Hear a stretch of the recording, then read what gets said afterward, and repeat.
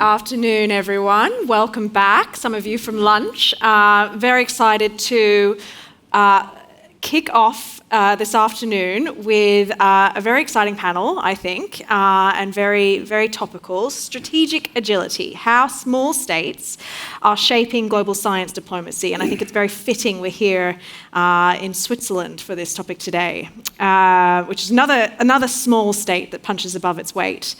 So with me this afternoon, and hello and welcome everyone, and also welcome to our online audience, which I forgot this morning to welcome, so thank you for joining.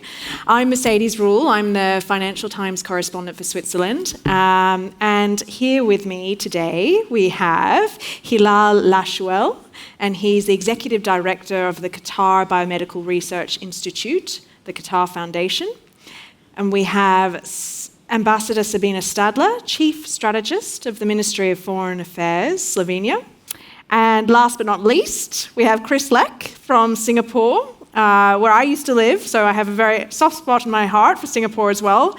And he's the Group Chief Technology Officer for the Singapore Science and Technology Policy and Plans Office. Very long name. Well, it is actually a mouthful. So thank you so much for being here today.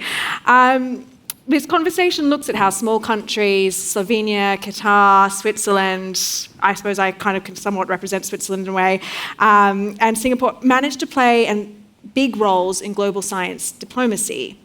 We often hear that small states are nimble, focused, but what does that actually mean in practice? How much real influence can they exert when global decisions are dominated by major powers? So our panelists today each bring a different model, I think, and some really interesting perspectives on this. So together we're going to try and answer this question, as well as, I hope, provide food for thought for others in the audience. So I thought I'd just start. Smaller states can't do everything, but I would say you can at least focus where you want to make a dent. So, Chris, you've said Singapore focuses on national priorities like smart nation, air traffic management, and those end up shaping global standards. So how deliberate is that? And can you kind of walk us through why you choose to focus on that and how that helps Singapore on the global stage? Yeah. Sure, no, thanks very much for the question. And first, let me quickly thank GESDA as well for the invitation to join this panel. It's fantastic to be here at the summit. So I think, to the question, I think for many small states, I think we are quite clear that resource is something that is limited. We are often constrained. In Singapore's case, we're constrained in terms of land, in terms of manpower, in terms of carbon nowadays as well. So we are clear. We have to be very focused in terms of where we want to direct those resources to. And the way we think about it when it comes to investing into science, for example, we have a national research, innovation, and enterprise plan. It's a plan that is drafted every 5 years or so. So we're just at the tail end of the current tranche, and next year actually we're going to... The current 5-year plan. Current 5-year plan. So next year we're actually going to launch our new 5-year plan. Okay. But in a way, what's in the plan is not a surprise, especially if you've been in Singapore before. We are a major aviation and maritime hub, for example. So we focus quite a lot of our research efforts on air and sea traffic management. Mm-hmm. We are a major hub when it comes to the production of semiconductor chips and equipment. So again, a lot of our research efforts go into semiconductor-related areas. So in a way, this helps us to focus on where we want to really invest those limited resources. Smart Nation, again, like you mentioned, is another area where we are quite clear. It's really about uplifting our citizens' lives as well as creating economic opportunities for them. So investing in AI, investing in digitization is a no-brainer. But also now, in terms of areas like quantum, robotics, so on and so forth. Right? So we are paying, I think, quite a lot of attention to these areas. But I think what we have found is that this has also helped us to really contribute internationally as well. So, for example, Smart Nation, yeah. Really interesting. Maybe you could briefly describe what it is, but how does that help you on the global stage? How has it helped you on the global stage? Yeah, so I think we've started on the journey for more than a decade now. So in terms of understanding how AI can be applied, for example, right? It's something that we have been thinking about. And just as one example of how I think we have tried to contribute to the conversation on AI, Singapore, actually as well as Slovenia and Qatar, we're all part of this group called the FOSS, Forum on Small States. And the FOSS it's something that Singapore set up in 1992, I think. But in 2022, we also set up a digital FOSS. And under the digital FOSS, Singapore and Rwanda, actually, we developed a playbook for small states when it comes to how small states can best think about harnessing AI to benefit their citizenry. So it's something that we put out, I think, 2 years ago, that Singapore and Rwanda developed, but of course also with the contributions of other digital force members as well. So in a way, that's a kind of a concrete way in which we have tried to contribute. But in other areas, like for AI governance, for example, we've also done some work, and again, that has allowed us to contribute to some of the discussions at the ASEAN level, the Association of Southeast Asian Nations. So part of our work has gone into an ASEAN guide on AI governance and ethics. So just, I think, 2 concrete examples of... which is hugely important for bringing the Global South into some of these conversations. Yeah. I think Singapore plays a very important role in that respect. Thank you very much. Sabina, you've argued small states have to specialise in their strengths. What does that look like in Slovenia? Yes, thank you for having me also from my side. Being a chief strategist of the MFA, maybe this sounds a little bit of like science fiction, but what I try to do is try to have a strategic look on everything we do in our diplomacy, including science diplomacy. So, small states, indeed, I mean, for us, life in this multipolar contemporary world full of power game and geostrategy, it's a bit of a new world, it's a bit of a novelty for us. So we need to actually try to find our way, how to not just survive, but how to contribute. So I think that small states have kind of a double possibility. One is what Chris was talking about, for example, on the example of FOSS, which is like pooling of what small states we have to offer, being like-minded or being like a coalition-driven pooling of resources. But on the other hand, it's specialization, like you mentioned. It's really relying on our own traditional knowledge, our own expertise, the things that we are really excelling in. It's kind of a niche approach where we actually work on our competitive edge that we've actually developed through years.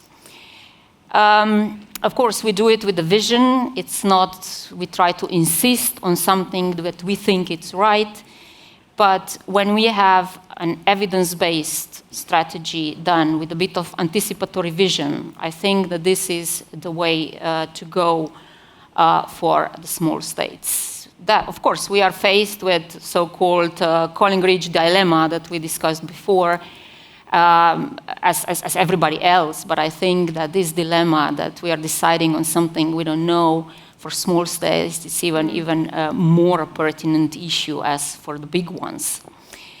If I don't know, talk about a couple of examples how Slovenia managed to punch above our weight, I would say that I can focus on 2 topics. One would be sustainability, and the other one I would love to mention AI, for example. So on sustainability, Slovenia, more than half of our territory, it's somehow protected. So either national parks, regional parks, you need to have a permit to do no matter what you want to do. So from this kind of tradition of caring about the environment, of protecting everything that's green, on protecting the biodiversity, we managed to look for the niches in the global arena. One would be karstology. Karstology is a special science field that studies a particular kind of region based on the limestone. Mm-hmm. This comes with water management, underground aquifers, with endemic species, with intermittent lakes, for example, that are a science on its own. Slovenia is a small state, 2 million people, 20,000 square kilometers, and we have the biggest number of caves in the world. So, of course, what else to specialize in than in something that really makes you special? So, being experts in karst, we then developed also the speciality of water management and water diplomacy. So for the time being, we are presiding the Water Convention. On the other hand, I mentioned like biodiversity. It was upon Slovenia's initiative that we pronounced the Bee Day, the World Bee Day, taking care of pollination, the food security, and the endemic species. As I said, we have this special bee that it's a Slovenian Carniola bee. This is the day that was actually pronounced in the UN General Assembly. And furthermore, as I'm the ex-ambassador here in Geneva, when I was posted here in Geneva, we started to work with the like-minded countries, all small countries like Switzerland, Costa Rica, Maldives, and Morocco, on the new human right to clean and healthy environment.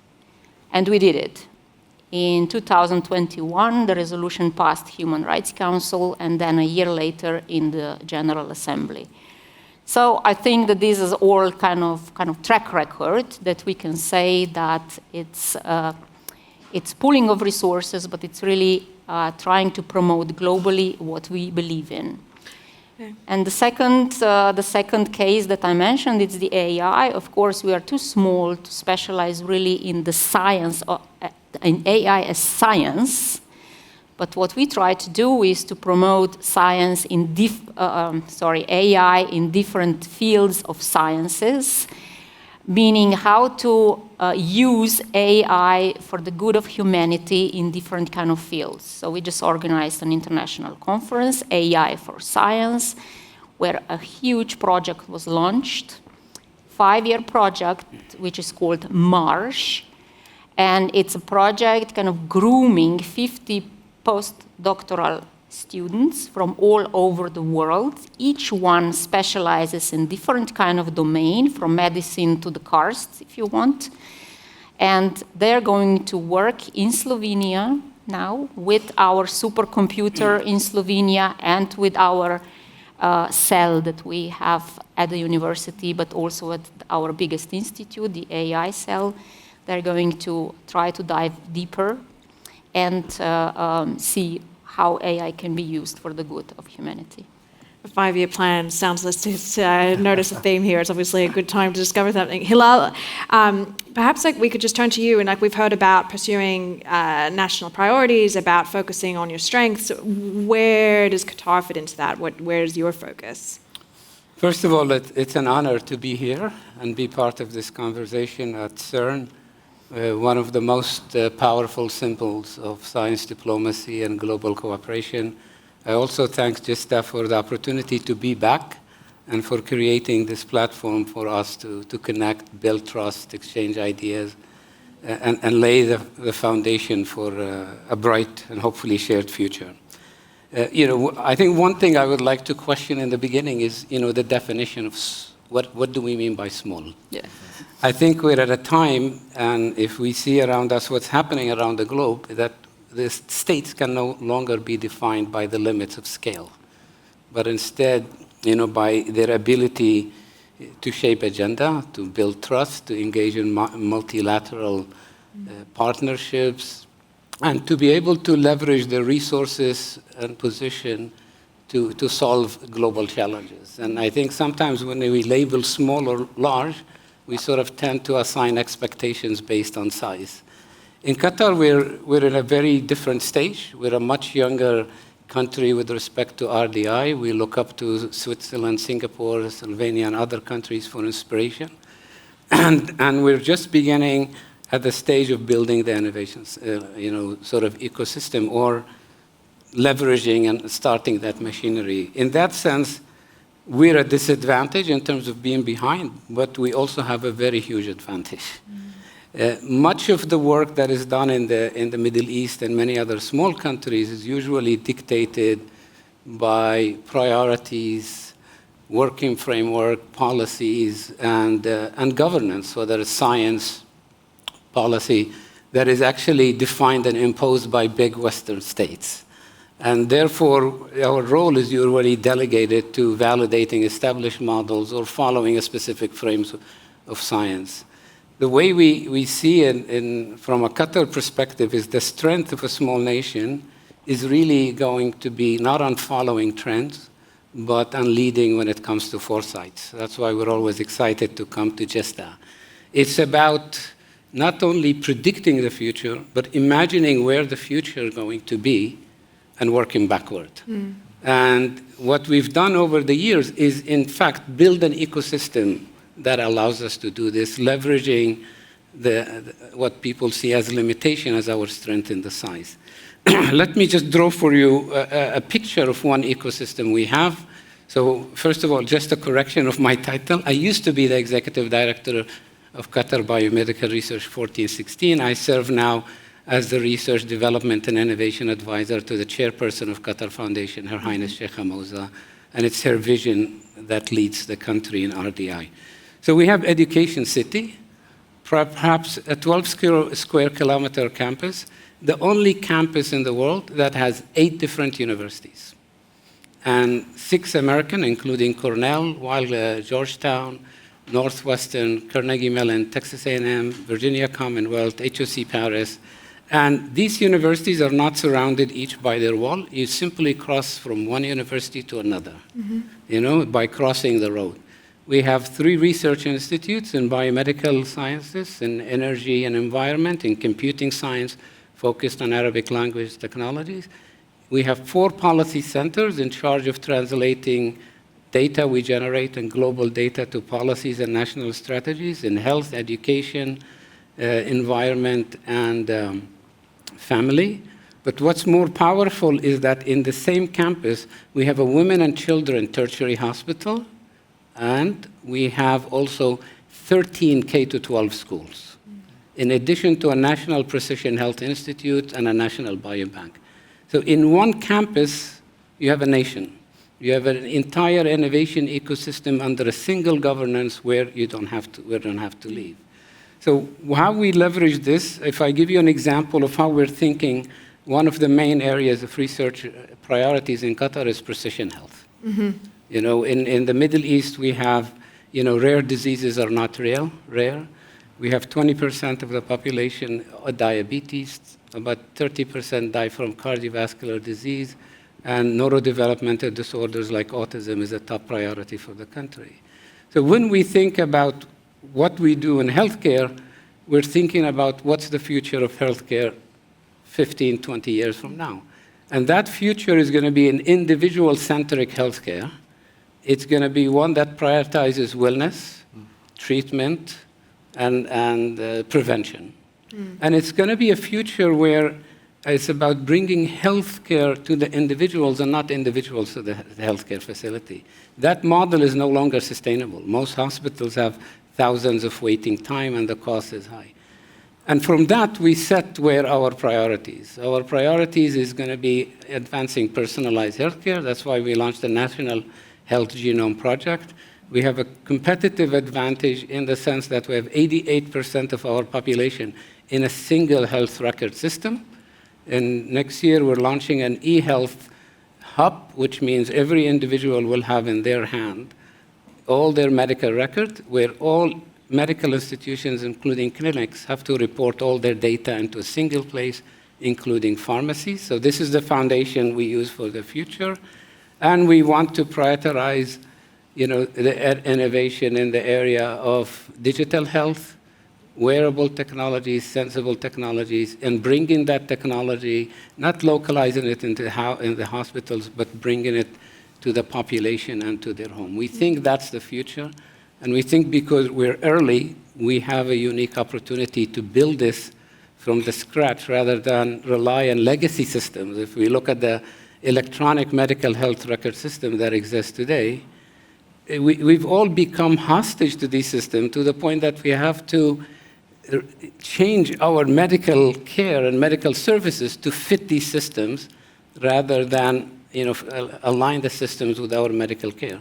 So therefore, the ability to build for us large language learning models in Arabic from scratch and build such system from scratch, I think will give us a huge advantage. That's the vision we see in healthcare.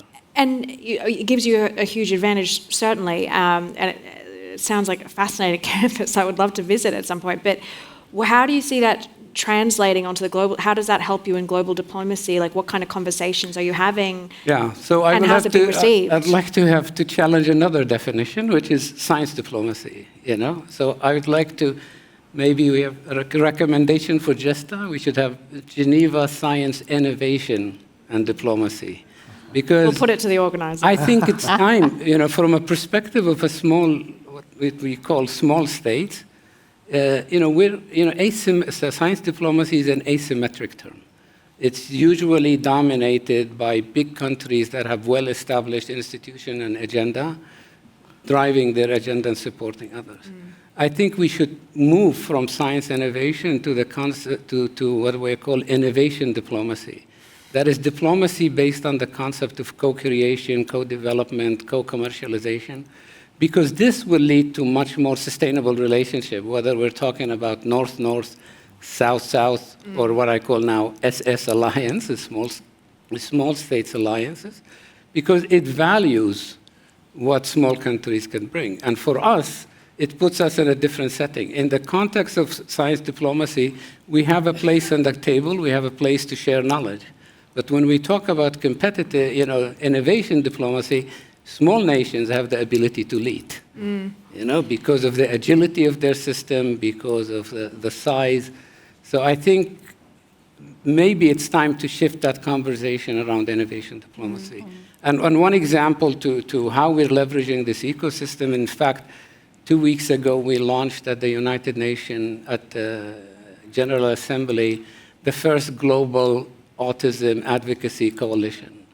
And the focus there is to shift the emphasis in autism from awareness to investing in research and addressing the unmet need of adults with autism. This is the first global voice for autism, and it was actually, in fact, Qatar is the country that sponsored the UN resolution for Autism Day, So that's how we're using aligning our investment to research, our convening power, and with our strategy to drive global impact.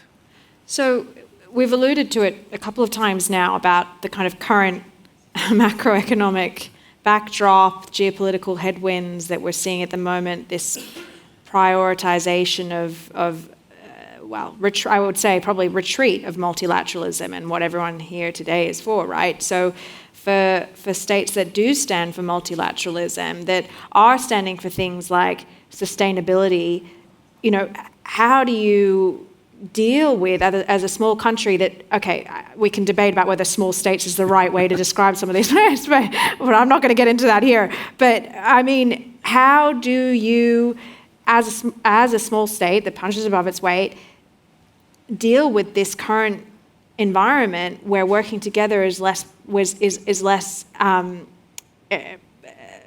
important, and I think also, Sabina, you mentioned sustainability. Are you kind of sailing against the wind there at the moment? If you look at what's coming out of the US in terms of priorities when it comes to sustainability, climate, that sort of thing. So, how do you get these big powers to listen and to see that it's important what you're doing? I mean, concrete examples of how you deal with this right now. Yeah, the world is not too nice to multilateralism, and it's not so nice to small states nowadays. Yeah. That's true. But I mean, being small, it's an opportunity in a way that when you pool your own national resources, you may do it faster than for example, the bigger states. Then you can actually also act and react on different kind of levels within different kind of communities. So what we are trying to do now with our diplomatic efforts is that for the time being, we are a member of the Security Council, and we are trying to get peace and climate and security also on the table of the Security Council.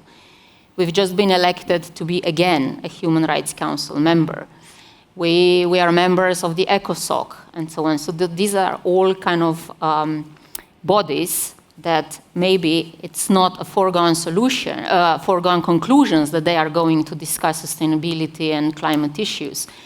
But if you find a small back door with a few like-minded countries that keep you pushing the agenda forward and keep the dialogue going, I think it's worth the effort. And then if you actually manage to bring in also the evidence-based kind of narrative into this kind of forums, I think that this is the path to go. Yeah, Chris, I'm interested in your view. I know I saw you itching to leap in there, but I mean, as like so many countries in Asia, Singapore is often pulled between US and China, which have very different priorities, right? So how do you handle that and focus on your own priorities while also trying to work with both of these countries? I mean, I guess for small states in general, not just for Singapore, the starting point for us must be that we must feel and understand that we have agency, but that's not often the case in a way, right? So if I can it's not the case that you have agency. No, I mean, as in not all small states may feel that they have agency to get involved, to speak out, to make sure that their voice is heard. So my point is really that actually all small states do have agency, and you have to stand up, be counted, speak out. And you can do it in a variety of ways, right? So one is you can band together as small states and you can multiply your impact. So I talked about the Forum on Small States earlier, the FOSS, which is now a force at the UN, literally, no pun intended. It's now more than 108 nations right now. So when the FOSS speaks at the UN, I think the larger powers also listen. Another example maybe is the Small Advanced Economies Initiative, which Singapore, Switzerland, New Zealand, Finland, etc., are all members of as well. And actually, I think the person who mooted the idea of the SAEI is probably somewhere here at the summit, Sabina from New Zealand. But it's a grouping that's been around for some years now. And I think what we try to do as small advanced economies is to talk about some of these issues that affect all of us, issues to do with foreign affairs and trade, economics, and science and innovation especially. So, the range of topics that we talk about could be things like how do you better measure and improve impact from science? How do you better encourage scientific collaborations, for example? And, if you put out a considered position, we found that people are interested in what we have to say, right? And so I would say that, my other point would be that as small states, you have to make sure that you bring value to the table. And again, it may sound easy, but oftentimes it's not. You have to do your homework. And maybe one example from my own personal experience, I used to run the National Autonomous Vehicle Program in Singapore. And in 2018, we launched or we initiated an Autonomous Vehicle Regulators Forum. And back then, I think many countries were in the very early stages of just thinking about the technology. But we felt that it was important to also anticipate and think about what are some of the public acceptability, regulations, etc., challenges that are coming. And because we did do our homework in a way, we had established a Center of Excellence for Research in Testing and Certification of Autonomous Vehicles back in, I think, 2017. So we already started doing some work. So I think when we convened this forum of, in a way, the leading players in the autonomous vehicle space at that time, quite a number of them came. And I think to this day, we are still meeting. But the beauty of it is also that, it's an informal forum. So it's not like a formal multinational organization which makes things difficult. We kept it informal. And we said to all of these guys, look, come if you want. Some years, if you're not there, it's fine. But otherwise, please come. And so we've managed to welcome the US, the UK, Germany, the Netherlands, Israel, Japan, Korea, etc. Yeah. And to talk about how we should, think about the introduction of a technology. And in some ways, this was when deep learning was just coming into the fore. And so some of the concerns that we are experiencing today with Gen AI, for example, actually some of it we had already started talking about it, but in the autonomous vehicle domain, because deep learning was already being employed in autonomous vehicles, so you were starting to see some of the challenges that we're talking about today, right? The certainty, hallucinations, things like that, right? So how do you handle challenges like that? How do you even, from maybe the regulator's point of view, think about this? How do you convince the public that actually these things are actually safe to ride in? Yeah. So I mean, one of the things I always thought about Singapore is it has, like Switzerland, incredible convening power. I mean, how crucial is it for small states to be neutral and to not pick sides on this topic? Is that essential, or? Please. I think it's, there has been a lot of discussion over the past yesterday and today about the role of the US and the lack of engagement and this. But the discussion we haven't had is who's going to step up to fill in the gap. And I think this is an opportunity for small states. I mean, small states many of them have a very huge, leverage in terms of convening power. They're able to have that. Just look at GESDA. Look at GESDA, exactly. Have that ability, to use their geographic location, whether it's Singapore, whether it's Qatar in the Middle East, to bridge between south and north and east and west. And I think it's if you couple that with a focus on a win-win partnership where everybody's at the same playing field, focused on innovation diplomacy, I think we need to move from simple convening to building alliances, and alliances that are focused on addressing global gaps, whether it's genomic and health, whether it's AI governance. We keep talking, we don't have a global AI governance. I know that Singapore teams with Rwanda, but maybe this could be expanded to have a small states alliance and to keep that momentum, and actually could serve as a model for what we call big states. Yeah. So you mentioned earlier that that Qatar is kind of at the probably more nascent stage, for instance, than Singapore or Slovenia in terms of this research and development. So how do you have to try to establish trust in different ways more quickly, or do you think that it can only be built over time? Yeah, so I've been in my advisory role for 2 years, and the most important things I learned is you cannot lead by authority. Okay. You lead by two things, trust and service. So I think trust is the most important element in anything, and it comes from engaging people with a genuine interest in advancing mutual goals. Not using somebody's platform and a shared value of what people bring to the table. In Qatar, we have a unique advantage in the sense we have an integrated system, whether it's education, whether it's health. If I look at, for example, our National Precision Health Institute, the chair of the board is Her Highness Sheikh Hamouza, the vice chair is the minister, the board members are the head of every hospital and biomedical facility.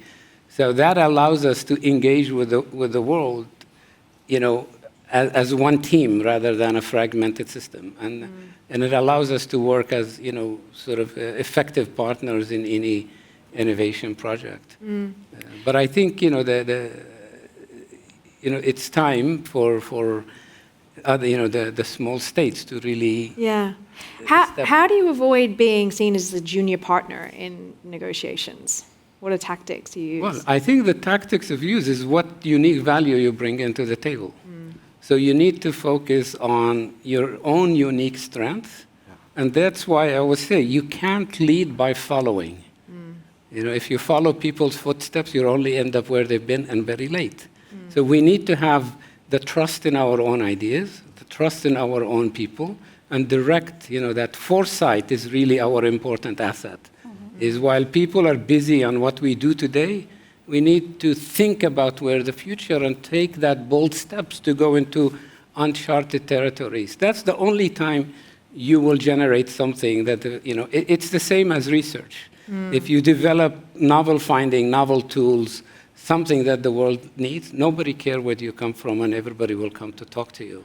I think the challenge we've had is we've been trying to innovate and do things simply following everybody else's rule book and textbook rather than trusting our own self and focusing on what are our own priorities and how can we innovate, what I call context-dependent innovation, leveraging our own strengths to create something usual. I'll give you an example. A couple years ago, I asked one of my colleagues, I said, when I was searching in ChatGPT to give me images of a wedding in Yemen, I'm from Yemen, it gave me pictures of wedding from India.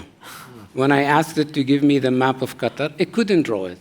So I went and I asked one of my colleagues, I said, given all of these deficits and deficiencies, why can't we compete with ChatGPT? And the answer was simple, do you know how much they spent? So we've locked ourselves into a framework of innovation where we think that the only way we can innovate is by doing what these big tech and what these companies do. And unfortunately, we're hooked to the idea that we can only do it using the GPUs and using the data centers and this. So I think the moment we can liberate ourselves from these and trust our own ideas and trust our own people and leverage our own natural strength and natural problems, I think you'll see small nations lead in a big way. And then it's the impact you make that will matter. It does feel like the global moment to be doing that. Actually, I just wanted to make a point that there's actually a term that's been coined, microlateralism. This was, I think, maybe 1 or 2 years ago in a foreign affairs article by two guys, I think, from the Center for New American Security in the US. They talked literally about this, how actually it is perhaps time for small states to lead and for large states to participate rather than to lead. And they made pretty much the same points, I think, as we've been discussing here. Microlateralism, that's very good. We should have one on that panel on that next year. I'm going to go to audience questions in a minute. So get ready if you do have any questions for our excellent panelists. I just wanted to finish by asking if you could give an honest piece of advice to a major power about working with smaller partners. Succinctly, what would that be, each of you? Curveball question, it's all right. If you don't have an answer, it's okay, I'll forgive you. If I may say, I think it's exactly what I said. When you come to, we have this frequently, with Qatar's resources and positioning, and many people coming and asking us, what can we do for Qatar? And the usual proposition is, we have done this, and we can do the same for you.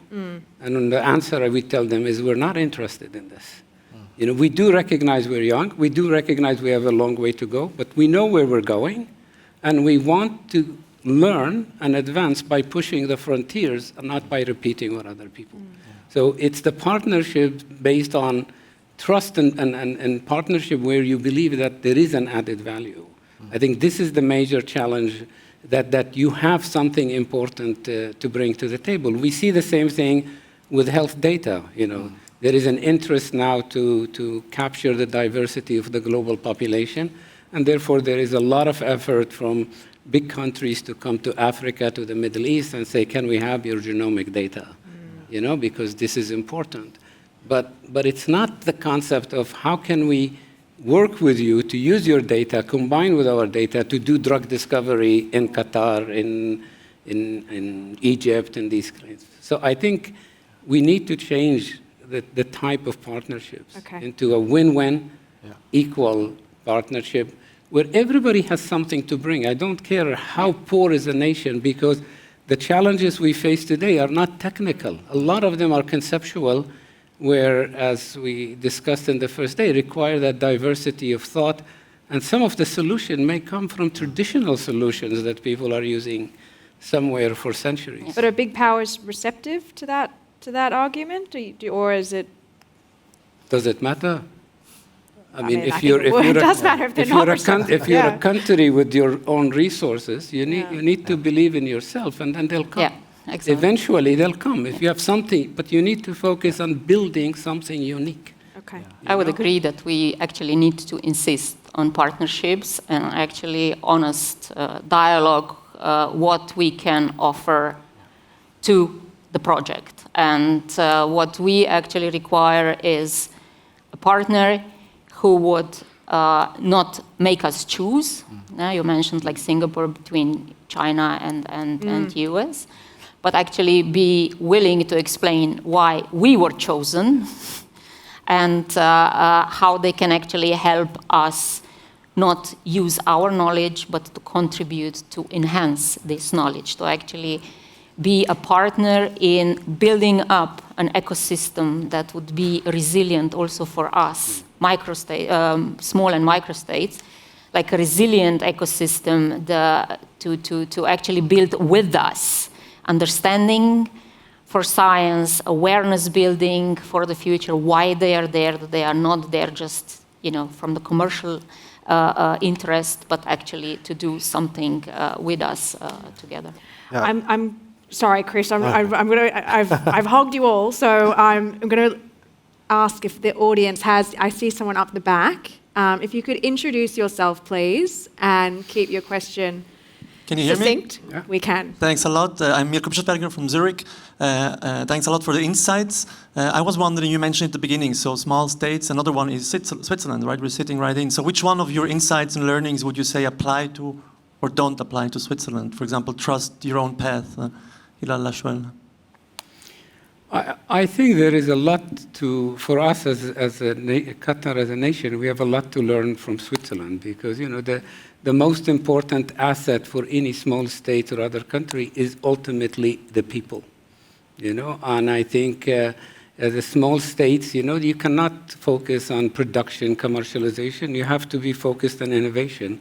And in this sense, Switzerland focused on pharma, nanotechnology, things that are unique and niche and will always give you a competitive advantage. And for us, Switzerland is definitely a source of inspiration. The only limitation with Switzerland is we're not good at advertising. I spent 20 years as a professor at the EPFL, and I always say, the philosophy in Switzerland is we're very good, and if you don't know it, it's your problem. Sorry, I think I saw another question here. Thank you. All right, we'll go there first, and we'll come down. Hello, thank you all for this lovely panel. I found the thing you, Chris, said really interesting on how small states do have agency, but many times they feel like they don't. And do you feel like the international system has been structured to give small states this illusion that they do not have power? And if so, how do you think we can shift and transform the global structure into one that can break this illusion and give small states this agency? Yeah. No, thank you for the question. Actually, I do think that the international system is structured in a way that allows small states to have our voice heard. I mean, if you look at the UN, for example, in the GA at least, right, all of us have a vote. So there is the opportunity to have your voice heard. But perhaps what I was more referring to was perhaps in areas like science, where perhaps many small states may not have as much capacity, they may not be as further along in terms of their scientific development. So they then feel that maybe they can't contribute. But I would say that I don't think that should be the case. Every country has something to offer, right? And I say this also as a member of ASEAN. I mean, ASEAN, there are 10 member states, soon to be 11. Where in terms of our scientific development, we are a very diverse bunch, right? But I think all of us do have individual capabilities in certain areas. And actually, when as ASEAN we come together, we collaborate, we find that we can leverage on each other's capabilities, and and then that helps us really to achieve quite a lot more than if we were to do it on our own. So it's about, I think, small states recognizing that there are these possibilities that where if you do collaborate, you do look out for opportunities, volunteer, you can actually achieve quite a lot more than otherwise. Yeah. If we keep it very brief, we have time for one more, just here. Maybe before the microphone comes, I mean, when it comes to agency of small states, of course, it's one vote, one state in multilateralism, but if you actually look at all the divides that we are facing in the international community and in the world, like digital divide, gender divide, development divide, who is the one having the agency reminding the whole world that this is happening? It's small states.